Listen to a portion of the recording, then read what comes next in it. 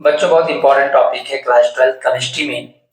आपके question numerical बताने चल रहे हैं। चैप्टर नंबर 1 में है मोल फ्रैक्शन पर आधारित प्रश्न है, मोल अंश पर आधारित प्रश्न है।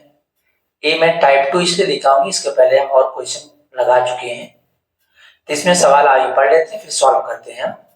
दिखाई दे रहा है आपको? थोड़ा सा इधर कर देते हैं। अब सही है।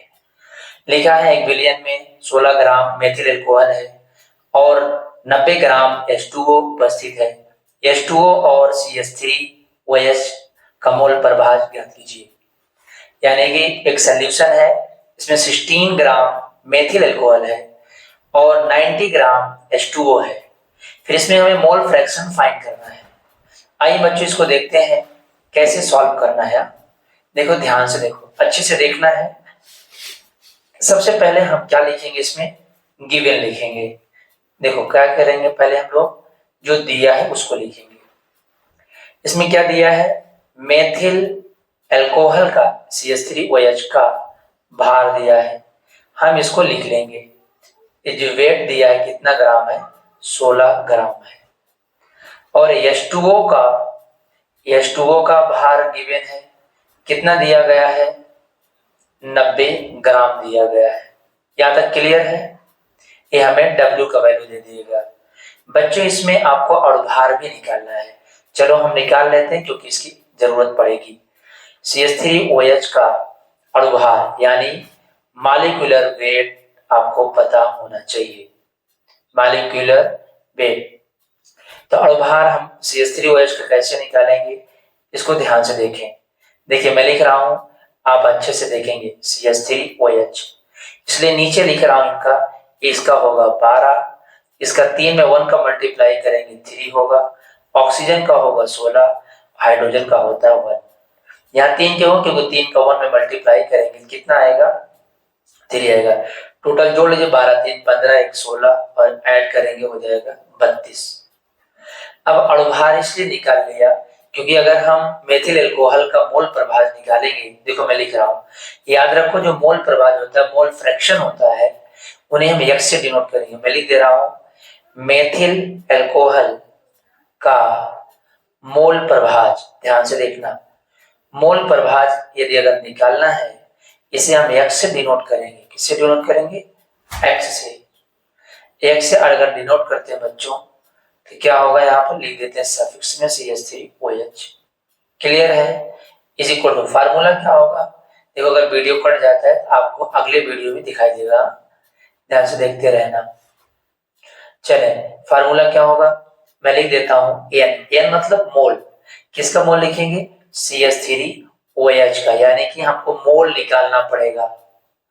और यहाँ लिखेंगे विलियन का सोल्यूशन, यहाँ दोनों लिख देते हैं, किसका, H2O का और उसका, दोनों का मोल निकालना है, इसलिए यहाँ लिखते हैं CH3OH का मोल निकालेंगे।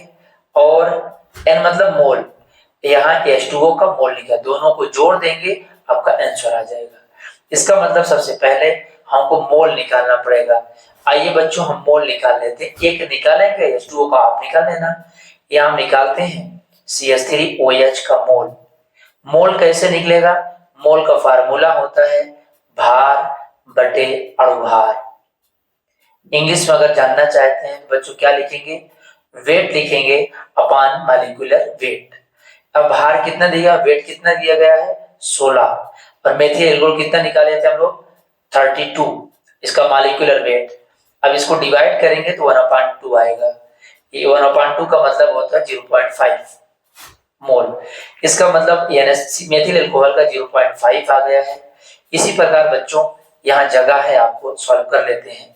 किसका, H2O का मोल कितना होगा, डायरेक्ट हम निकाल लेते हैं। H2O का मोल क्या होगा, भार ऊपर रखेंगे 90 रखेंगे और H2O का निकालेंगे, 2 इसका होता है 16, इसका 16 2 18, 18 से डिवाइड करेंगे, 18 5 90 आ जाएगा।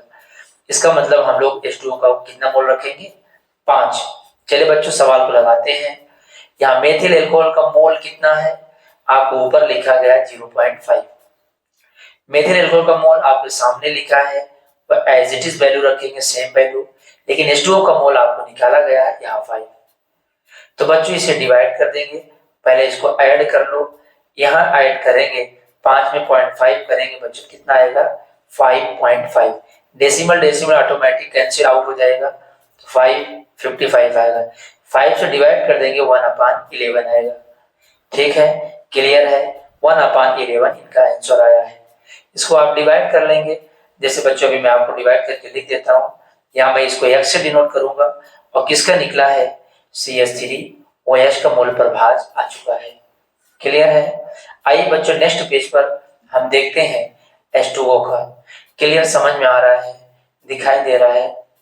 ठीक है, नेक्स्ट पेज पर हम लोग क्या देखेंगे बच्चों, H2O का मोल प्रभाज कैसे निकलेगा। इसके दो मेथड है। पहला मैं मेथड 1 बनाता हूँ, यहाँ लिख देता हूँ x डिनोट करेंगे मोल फ्रैक्शन को। यहाँ अगर सफिक्स में दिया H2O, इसका मतलब क्या है, H2O का मोल प्रभाज। फार्मूला क्या होगा, n सफिक्स में कौन होगा, H2O। इसका क्या मतलब है, मोल, H2O का मोल। यहाँ मैं शॉर्टकट में लिख देता हूँ H2O का मोल, ये हमें फाइंड लिखना पड़ेगा। अपान में कौन होगा, NH2O प्लस में NCH3OH, दोनों सोल्यूशन में जोड़ लेंगे। तो बच्चों बताओ, H2O की वैल्यू मैंने फाइंड किया था, कितना आया था यहाँ पर, ये देखिए यहाँ पर है 5 आया था।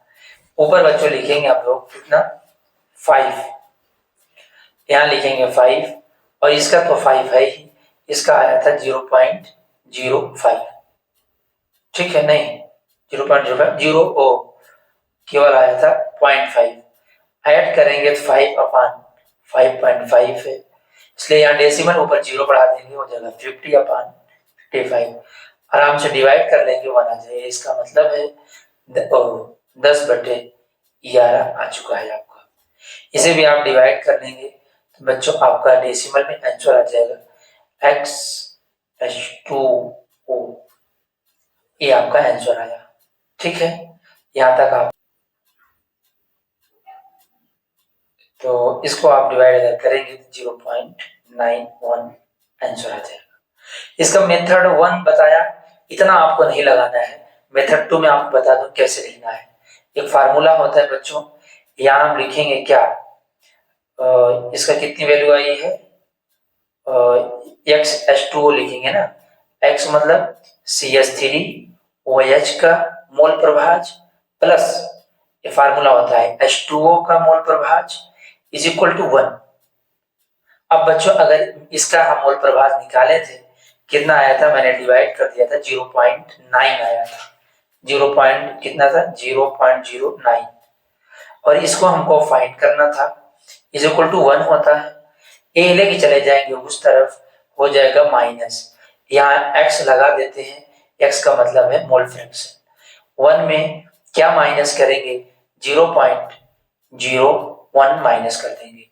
बच्चों बताओ 1 में अगर हमको कितना माइनस करना है, 0.09, 10 में से 9 माइनस करेंगे बच्चों 1 आएगा। यहाँ कितना बचा आपका 9 आएगा, यहाँ आपका 0 बचेगा। बताओ सेम वैल्यू आया कि नहीं, ये भी आपका शॉर्टकट मेथड है। देखो यहाँ भी 0.91 आया, यहाँ भी 0.9 आया, जो आपको अच्छा लगे उस तरीके से आप सॉल्व कर सकते हैं। आप अच्छे से सॉल्व करें, मेहनत से पढ़ाई करें।